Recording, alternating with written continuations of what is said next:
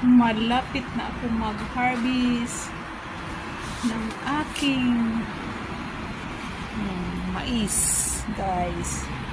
Ang taas niya. Ayun, taas niya hanggang siya bubong. Umakyat siya sa bubong. Yan, guys, kapag may tinanim, mayroong aanihin. Tanim-tanim lang tayo. Kahit sa paso. Oh, ayan o, diba?